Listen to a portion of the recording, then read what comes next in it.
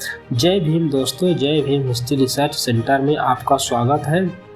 आज का जो टॉपिक है, जबकि इसे साल के 12 महीनों में से किसी भी एक महीने के पहली तारीख को मनाया जा सकता है। आखिर क्यों सन 1752 ईस्वी का सितंबर का महीना 30 दिन के बजाय 19 दिन का ही था? यदि आप इन सारे सवालों का जवाब जानना चाहते हैं तो मेरे साथ इस वीडियो में अंत तक बने रहना, क्योंकि आज आप कैलेंडर की पूरी हिस्ट्री, उसके बनने से लेकर 2023 तक के सफर को जानने वाले हो। आज हम दिन और तारीख को देखने के लिए कैलेंडर का उपयोग करते हैं, लेकिन क्या आपने कभी सोचा है कि जिस कैलेंडर का उपयोग मानव सभ्यता हजारों सालों से करते आ रहा है, उसे किसने बनाया? इस बात को जानने के लिए अभी से हमें 5000 वर्ष पीछे जाना होगा। यह वो समय था जब दुनिया के अलग अलग हिस्सों पर अलग अलग शासकों का शासन था। इस समय पूरी दुनिया के अधिकतर लोग खेती और व्यवसाय करते थे, जिसमें वह मुख्य रूप से खेती पर निर्भर थे। अभी तक दुनिया के किसी भी देश में कोई भी कैलेंडर इन्वेंट नहीं हुआ था जिससे लोगों को मौसम के बारे में सही जानकारी मिल सके। असल में जो कैलेंडर का इन्वेंशन है, इसमें फसलें और मौसमों की बहुत बड़ी भूमिका है, और शायद इन्हीं दोनों रीजनों की वजह से कैलेंडर का बन पाना संभव हो पाया। मौसम चेंजिंग की वजह से पशुधन और फसलों की आजीविका प्रभावित होती थी, और इसके चलते कहीं न कहीं प्राचीन सभ्यताओं के लिए जीवन या मृत्यु के बीच का अंतर बन सकता था। लोगों को इतना तो पता था कि दिन और रात का एक क्रम होता है और एक निश्चित क्रम अनुसार सूर्योदय और सूर्यास्त होता है, लेकिन ठंडी, गर्मी और बरसात के मौसमें कब आएंगे, इसे जानने के लिए उनके पास कोई विशेष तकनीक उपलब्ध नहीं था। लोगों के पास एग्जैक्ट सीजन की जानकारी न होने की वजह से फसलों को कई बार सीजन से पहले तो कई बार सीजन के बाद में लगाते थे, जिसके चलते कई बार फसलों का नुकसान हो जाता था। उदाहरण के लिए यदि आप गेहूं के सीजन में चावल बोएंगे तो उसका हो पाना लगभग इम्पॉसिबल है। वैसे ही यदि आप चावल के सीजन में गेहूं को बोएंगे तो वो भी नहीं हो पाएगा, क्योंकि इन दोनों फसलों के लिए दो अलग अलग एनवायरनमेंट का होना जरूरी है। जैसे जैसे समय बीतता गया वैसे वैसे लोगों में मौसम को लेकर जानकारियाँ बढ़ने लगी। अब लोग इतना तो जान चुके थे कि जिस तरह दिन और रात के होने का एक क्रम है, उसी तरह मौसम भी कुछ दिनों में एक दूसरे को दूर आते हैं। जैसे ठंडी के बाद गर्मी आता है, गर्मी के बाद बरसात, और बरसात के बाद फिर से ठंडी आता है, और ये साइकिल हमेशा चलता रहता है। इसके अलावा लोगों ने ये भी नोटिस किया कि चांद का भी एक निश्चित क्रम है, जिसमें एक नया पूर्ण चांद को कटकर फिर से एक नया पूर्ण चांद होने में लगभग 29.5 दिनों का समय लगता है। कुछ लोगों में इन सब चीजों को लेकर काफी ज्यादा समझ विकसित हुई और उन्होंने दिनों को गिनना शुरू कर दिया। लगभग 3000 ईसा पूर्व कांस्य युग के दौरान मेसोपोटामिया, जिसे वर्तमान में हम इराक के नाम से जानते हैं, यहाँ पर 3 सभ्यताएं रहती थी: सुमेरियन, बेबीलोनिया तथा असीरिया। ऐसा माना जाता है कि इन तीनों में से जो सुमेरियन सभ्यता थी, उन्होंने ही दुनिया का सबसे पहला कैलेंडर बनाया था और उसका उपयोग करना शुरू किया था। धीरे धीरे बेबीलोनिया तथा असीरिया सभ्यता ने भी इस कैलेंडर को अपना लिया। उस वक्त के लोगों का यह मानना था कि सूर्य और चंद्रमा पृथ्वी के चारों ओर चक्कर लगाते हैं। अब क्योंकि चंद्रमा 29.5 दिनों पर अपने चक्रों को फिर से दोहराती थी, इसलिए सुमेरियन सभ्यता ने चंद्रमा के चक्रों के आधार पर कैलेंडर को बनाया। इसी कारण उनके कैलेंडर में एक महीना 29 या फिर 30 दिनों का होता था, और ऐसे ही 29 और 30 दिनों के 12 महीने होते थे, जो कि चंद्रमा के 12 चक्रों पर आधारित थे। इन 12 महीनों में 354 दिन होते थे, जिन्हें एक चंद्र वर्ष कहा गया। ऐसा माना जाता है कि सप्ताह की शुरुआत भी मेसोपोटामिया के इस कैलेंडर से ही हुई थी। इसके बाद लगभग 2500 ईसा पूर्व मिस्र वासियों ने भी अपना खुद का कैलेंडर बनाया, जिसमें उन्होंने समय का ध्यान रखने के लिए चंद्रमा के चक्रों तथा साइरस नाम के एक तारे का उपयोग किया था। साइरस तारा असल में सूर्य के बाद पृथ्वी का सबसे निकटतम तारा है। मिस्र के इस कैलेंडर में मेसोपोटामिया के कैलेंडर की तरह ही 12 महीने होते थे, लेकिन इसमें प्रत्येक महीना 30 दिनों का होता था, और साल के अंत में 5 दिन एक्स्ट्रा जोड़ दिए जाते थे। इस 5 दिनों में लोग छुट्टियां मनाते थे। मिस्र वासियों के इस कैलेंडर में एक साल 365 दिनों का होता था। इसके बाद लगभग 753 ईसा पूर्व रोम शहर के प्रथम सम्राट तथा रोमन साम्राज्य के संस्थापक सम्राट रोमुलस द्वारा एक अवधि तैयार किया गया, जिसे आज हम रोमन कैलेंडर के नाम से जानते हैं। इस कैलेंडर में 10 महीने का एक साल होता था, जिसमें 304 दिन होते थे, पर इस कैलेंडर का कोई वैज्ञानिक आधार नहीं था। पर रोमुलस कैलेंडर पहला ऐसा कैलेंडर था जिसमें सभी महीनों के अपने खुद के नाम थे। ये महीना मार्टियस यानी कि आज के मार्च से शुरू होता था और दिसंबर में जाकर के खत्म हो जाता था। इन सभी महीनों का नाम और इनमें दिनों की संख्या कुछ इस प्रकार से थी। पहला महीना था मार्टियस, जो कि 31 दिनों का था। दूसरा अप्रैलिस 30 दिनों का। तीसरा मायोस 31 दिनों का। चौथा जूनियस 30 दिनों का। पांचवा क्वांटिलस 31 दिन। छठा सेक्टिलस 30 दिन। सातवां सितंबर 30 दिन। 8वां अक्टूबर 31 दिन। 9वां नवंबर 30 दिन, और 10वां दिसंबर का महीना भी 30 दिनों का ही था। इन सभी महीनों को मिलाकर टोटल 304 दिन थे। अब इन महीनों का नाम कैसे पड़ा और इन नामों का मतलब क्या होता है, आइए एक एक करके जानते हैं। शुरुआत करते हैं पहले महीना मार्टियस से। मार्टियस महीने का नाम रोम के युद्ध के देवता मार्टियस के नाम पर रखा गया। क्योंकि रोमुलस युद्ध में अपने जीत के लिए जाने जाते थे, इसलिए पहले महीने का नाम मार्टियस रखा गया। मार्च के महीने में 21 मार्च को सूरज भूमध्य रेखा को पार कर उत्तरी गोलार्ध में प्रवेश करता है और इसलिए ही 21 मार्च को दिन और रात की लंबाई बराबर होती है। उस वक्त यह अवधारणा थी कि सूर्य सर्दियों को हराने के लिए मार्च करता है, मतलब सर्दियों के विरुद्ध हो जाता है, इसलिए मार्टियस महीने का नाम आगे चलकर मार्च बन गया। अब बात करते हैं दूसरे महीने अप्रिलिस की। यह स्पष्ट तो नहीं है कि अप्रिलिस, जिसे आज हम अप्रैल के नाम से जानते हैं, इसका उदय कौन से शब्द से हुआ है, लेकिन कुछ इतिहासकारों का मानना है कि अप्रिलिस महीने का नाम प्यार और सुंदरता की यूनानी देवी, जिसे रोम में बोलचाल की भाषा में अप्रेलिस भी कहा जाता है, इससे लिया गया है। वहीं दूसरे का मानना है कि ग्रीक शब्द एप्रियर से अप्रैल शब्द बना है, जिसका मतलब खुलना होता है और खुलने से तात्पर्य है कलियों का खुलना। भारत में इसी महीने में आम, लीची तथा जामुन आदि जैसे पेड़ों पर नई कलियां आती है। अब चलिए जानते हैं तीसरे महीने मायोस के नाम के पीछे का कारण। ग्रीक मैथोलॉजी के अनुसार रोमन देवता मरकरी की माता का नाम माइया था और इन्हीं के नाम पर तीसरे महीने का नाम मायोस रखा गया, जो आगे जाकर मई बन गया। चौथा महीना जूनियस का नाम कैसे पड़ा? ऐसा माना जाता है कि रोम के सबसे बड़े देवता जियस के नाम पर चौथे महीने का नाम जूनियस रखा गया था, लेकिन आगे चलकर किसी कारणवश इस महीने का नाम बदला गया और इन्हीं के पत्नी जुन्नो के नाम पर इस महीने का नाम रखा गया, जो बाद में जाकर जून बन गया। रोमुलस कैलेंडर में 1 से चौथे महीने तक के नाम रोमन देवताओं के नामों के आधार पर रखा गया था और बाकी के जो महीने बचे थे उन्हें सिर्फ ग्रीक भाषा के शब्दों में गिना गया था। जैसे 5वें महीने का नाम क्वांटिलस था और इसे ग्रीक में 5 कहा जाता है, वैसे ही ग्रीक भाषा में 6 को सेक्सटिलस, 7 को सितंबर, 8 को अक्टूबर, 9 को नवंबर और 10 को दिसंबर कहा जाता है। रोम के लोग आज भी सितंबर को सितंबर कहते हैं। दिसंबर के बाद आने वाले कुछ दिनों का हिसाब नहीं होता था, क्योंकि दिसंबर के बाद सूर्य दिखना धीरे धीरे बंद हो जाता था, जिससे पूरे रोम में भीषण ठंडी पड़ती थी और सारा काम काज ठप हो जाता था। इस समय सरकार और सेना भी सक्रिय नहीं रहती थी। अधिक ठंड पड़ने के चलते कोई भी नया काम शुरू नहीं किया जाता था। भारत में इसी महीने से ठंडी काफी तेज हो जाती है और 14 दिसंबर से 14 जनवरी के बीच कोई भी नया काम की शुरुआत नहीं की जाती है। इसलिए यूरोप में दिनों को तब तक नहीं गिना जाता था जब तक मौसम पूरी तरीके से साफ नहीं हो जाता था। जब सूरज आसमान में चमकने लगता और ठंडी का असर कम हो जाता था तो फिर से मार्टियस महीने की शुरुआत हो जाती थी। इसके बाद लगभग 715 ईसा पूर्व रोमन सम्राट रोमुलस के मृत्यु के बाद नुमा पोम्पिलियस रोमन साम्राज्य का दूसरा सम्राट बना, जिसने रोमुलस कैलेंडर में 2 महीनों को ऐड किया। दरअसल दिसंबर के बाद जिन दिनों को नहीं गिना जाता था उनकी वजह से काफी ज्यादा दिक्कतें आ रही थी, इसलिए दिसंबर के बाद 28-28 दिनों के 2 महीने बनाए गए। 28-28 दिनों के 2 महीने यानी 56 दिन बढ़ने के चलते कैलेंडर में अब एक साल 304 दिनों से बढ़कर 360 दिनों का हो गया था। 753 ईसा पूर्व से लेकर 45 ईसा पूर्व तक लगभग 700 सालों तक ये कैलेंडर पूरे यूरोप में चला। लगभग 63 ईसा पूर्व जूलियस सीजर को पोंटिफिक्स मैक्सिकस के रूप में नियुक्त किया गया था और इसलिए वह उस समिति के अध्यक्ष बने जो कैलेंडर के बारे में निर्णय ले सकते थे। 48 ईसा पूर्व में जूलियस सीजर मिस्र गया और वहाँ उसे क्लियोपेट्रा से प्यार हो गया। ये वही क्लियोपेट्रा थी जिसे उस वक्त मिस्र का सबसे सुंदर स्त्री कहा जाता था। जूलियस सीजर क्लियोपेट्रा के साथ अलेक्जेंड्रिया में तकरीबन 1 सालों तक रहा। सीजर ने अपने प्रवास के दौरान मिस्र के समय और मौसम गणना पद्धति का अध्ययन किया। मिस्र के जो खगोल शास्त्री और गणितज्ञ थे उन्हें ऐसा लगता था कि एक वर्ष में 365.25 दिन होते हैं, इसलिए मिस्र के कैलेंडर में 30 दिनों के 12 महीने होते थे और साल के अंत में 5 दिन एक्स्ट्रा जोड़ दिए जाते थे जिसमें लोग छुट्टियां मनाते थे। हालांकि मिस्र के इस कैलेंडर में 365 दिनों का 1 साल होता था। मिस्र के कैलेंडर को देखने के बाद जूलियस सीजर को रोमन कैलेंडर में अपडेट करने का ख्याल आया, क्योंकि मिस्र वासियों का जो कैलेंडर था वो सीजर को वैज्ञानिक तौर पर सही लगा। सीजर ने कैलेंडर को अपडेट करने के लिए यूनानी खगोल शास्त्री और गणितज्ञ सोसीजीनस को अपने यहाँ आमंत्रित किया। सोसीजीनस के सुझाव के अनुसार रोमन कैलेंडर में 1 साल 365.25 दिनों का हो गया। 365.25 दिनों को वर्ष के रूप में समायोजित करने के लिए हर चौथा वर्ष 366 दिनों का कर दिया गया, ताकि जो हर साल 0.25 दिन एक्स्ट्रा बच रहे थे वे चौथे साल में एक दिन को पूरा कर ले। और यहीं से ही लीप ईयर का कंसेप्ट शुरू हुआ। इन्होंने महीनों में दिनों के क्रम को भी बदलने का फैसला लिया और 365 दिन वाले 12 महीने को 31 और 30 दिनों के क्रम में बांटा। दिसंबर के बाद जो 2 महीने रोमन कैलेंडर में नुमा पोम्पिलियस के द्वारा जोड़े गए थे उन दोनों महीनों को साल का पहला और दूसरा महीना बनाया गया, जिनका नाम जानूस और फेब्रुवलिया रखा गया। अब जो वर्ष का पहला महीना जानूस था उसका नाम रोम के देवता जानूस के नाम पर रखा गया था। इनके 2 सिर होते थे, जिसमें आगे वाला सिर भविष्य काल को तथा पीछे वाला सिर भूतकाल को देखता था, इसलिए ही जानूस या फिर जनवरी को साल का पहला महीना बनाया गया और यहीं से ही 1 जनवरी साल का पहला दिन भी बन गया। तभी से ही नया साल हर 1 जनवरी को मनाया जाने लगा। दूसरा महीना जो फेब्रुवलिया था इसका नाम फेब्रुवलिया उत्सव से लिया गया था, जो रोम का वार्षिक उत्सव था। फेब्रुवलिया उत्सव रोम में पूरे महीने चलता था, जिसे बुरी आत्माओं को भगाने के तरीके के रूप में आयोजित किया जाता था। और कहीं न कहीं इसी की वजह से जो फरवरी महीना है, इसमें दिनों की संख्या सबसे कम है। अब क्योंकि जूलियस सीजर के नेतृत्व में इस कैलेंडर को बना करके तैयार किया गया था, इसलिए इसका नाम जूलियस कैलेंडर रखा गया। इस कैलेंडर के महीनों में दिनों की संख्या कुछ इस प्रकार से थी: जानूस 31 दिन, फेब्रुवलिया 29 दिन और लीप ईयर होने पर 30 दिन, मार्टियस 31 दिन, अप्रिलिस 30 दिन, मायोस 31 दिन, जूनियस 30 दिन, क्वांटिलस 31 दिन, सेक्टिलस 30 दिन, सितंबर 31 दिन, अक्टूबर 30 दिन, नवंबर 31 दिन और दिसंबर 30 दिनों का था। जूलियस कैलेंडर जब बन के तैयार हो गया तो इसे 45 ईसा पूर्व में लागू कर दिया गया, लेकिन एक वर्ष के भीतर ही यानी कि 44 ईसा पूर्व के क्वांटिलस महीने में जूलियस सीजर की किसी ने हत्या कर दी। इसलिए पोंटिफिक्स कमेटी के सदस्यों ने जूलियस सीजर के सम्मान में क्वांटिलस महीने का नाम बदलकर जूलियस कर दिया।